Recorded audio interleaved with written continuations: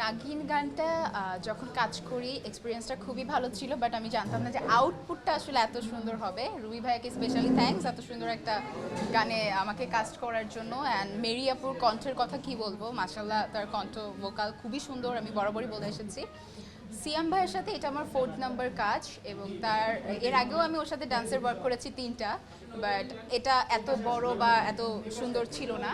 But আলহামদুলিল্লাহ ওইগুলোও সুন্দর, বাট নাগিনটা নিয়ে আমার প্রত্যাশা একদম আকাশ ছোঁয়া, এবং আমি জানি যে এটা মানে একটা হিট সং হবে সামনে।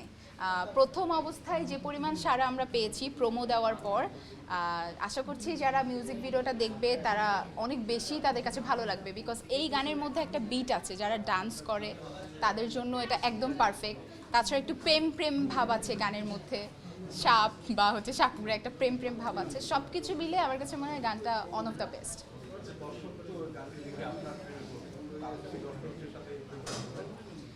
আপাতত জানি না, যখন প্রেম করব তখন সবাই জানবে, আপাতত এইসব প্রেম টেম করছি না।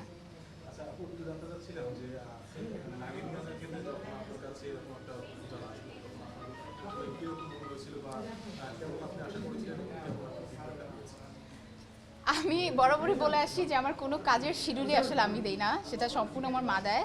আমাকে যখন মম বললো যে রুমি ভাইয়া তোমাকে একটা গান দিয়েছে, গানটা শুনো কেমন, আমি বললাম যে ওকে ফাইন। গানটা শোনার পর আমার কাছে মনে হলো যে না, গানটা সুন্দর, গানটার মধ্যে একটা তাল আছে, ডান্স যারা করে তাদের জন্য পারফেক্ট। তাছাড়া টিনেজার বা অ্যাডাল্ট যারা আছেন, আমাদের টার্গেট অডিয়েন্সই ছিল 18 বছর বয়স থেকে 25 বা হচ্ছে 26 বছর এইজের যারা আছে, তাদের কাছে এই গানটা চমৎকার লাগবে এবং খুব ভালো লাগবে। গানটা সব জায়গার জন্যই পারফেক্ট।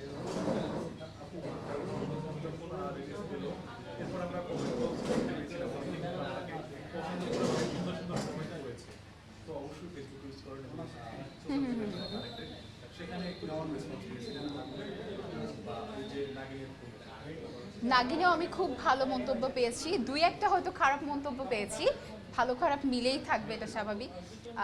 নাগিনটা নিয়ে আমার প্রত্যাশা আমি প্রথম থেকেই বললাম খুবই খুবই খুবই ভালো, হ্যাঁ খুবই ভালো। সো এটা আমার কাছে মনে হয় যে সবাই খুব বেশি পছন্দ করবে, এবং এটা দেখার পর আমার যে ডান্স টিচার ছিলেন আগে, আমার ডান্স টিচার আমাকে কল দিয়ে বলেছে যে তুমি অনেক ভালো করছো। আমার রিলেটিভ যারা ছিলেন বা আমার সিনিয়র যারা আছেন, তারা অনেকে আমাকে কল দিয়ে বলছে যে মেহজাবিনা তুমি একটা খুব ভালো কাজ করেছো এবার। So all the credit goes to হচ্ছে মেরি আপু অ্যান্ড রুবি ভাইয়া, কারণ তারা কাজ না করলে হয়তো এই কাজটা করা হতো না। এখনো জানি না, মা ডিসিশন দিলে বলতে পারবো। একদম।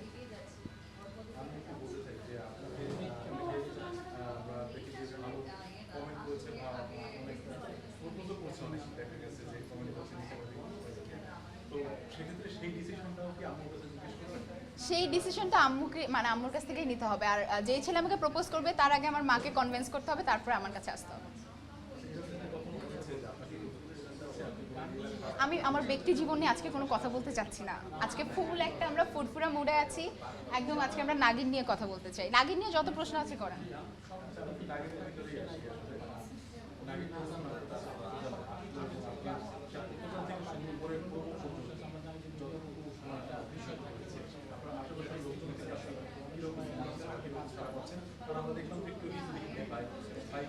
আমরা এখানে একটা তামিল লুক রাখার ট্রাই করেছি এবং একটা তামিল ভাইব রাখার ট্রাই করেছি। এর আগে আমরা যখন আগুন করেছিলাম তখন অনেকেরই মানে বলেছিলেন যে একটু তামিল ভাইব আছে বাট পুরাটা নাই, বাট এটাতে আমরা পুরো তামিল মানে তামিল টাইপের রাখার ট্রাই করেছি। জানি না কতটুকু পেরেছি, বাট আমার কাছে মনে হচ্ছে যতটুকু আমরা মানে we are trying our best, তারপরে বাকিটা অডিয়েন্সের উপর ডিপেন্ড করবে। আর জার্নি যদি বলেন, এডিট প্যানেল থেকে শুরু করে প্রোমো পর্যন্ত বা আমার শুটিং থেকে স্টার্ট করে আমি প্রচুর পরিমাণ এক্সাইটেড ছিলাম, বিকজ আমি এই নিয়ে দুইটা মানে সেকেন্ড টাইমের মতো হচ্ছে আইটেম সঙ্গে কাজ করছি। সেই জায়গা থেকে প্রোমো দেখার পর আমার কাছে, আমি এডিট প্যানেলে যে তখন ভিডিওটা দেখেছি তখন থেকে আমার মাথার মধ্যে ঘুরছে এটা কবে পোস্ট হবে, এটা আমার অডিয়েন্সগুলো কবে দেখবে, বা আমাকে যারা লাভ করে, আমার যে লাভার্স আছে সাপোর্টার্স আছে তারা কবে দেখবে। সো আমি ইভেন যে 6টার দিকে, আজকে আমাদের গান রিলিজ হওয়ার কথা ছিল 6টায়, আমি 6টার দিকে আমার ফোন হাতে নিয়ে বসেছিলাম যে গানটা কেন ছাড়ছে না এখনো।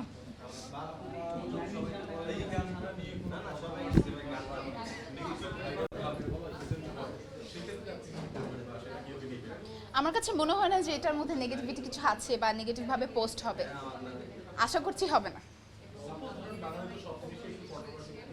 আমি বরাবরই এখন পর্যন্ত আমার লাইফে যতগুলো কন্ট্রোভার্সি ছিল, যত পরিমাণ মিথ্যা এলিগেশন ছিল, রিউমার্স ছিল, আমি সব কিছু চুপচাপ করে এক কান দিয়ে নিয়ে আর কান দিয়ে বের করে দিচ্ছি। সো এইসব নিয়ে আসলে কোনো কথা বলতে চাই না। আমি শুনি, আমি কানে নেই না, কারণ নেগেটিভিটিটা কানে নিলে আমার কাজের স্পিডটা কমে যাবে। সো আমি এইগুলো একদম ড্যাম কেয়ার, আমি আমার গতিতে চলতে পছন্দ করি। কে কি বললো, কে কি করলো, এ আমাকে নিয়ে এটা বলছে, এ আমাকে নিয়ে এটা করেছে, এত কিছু দেখলে কাজের স্পিড থাকবে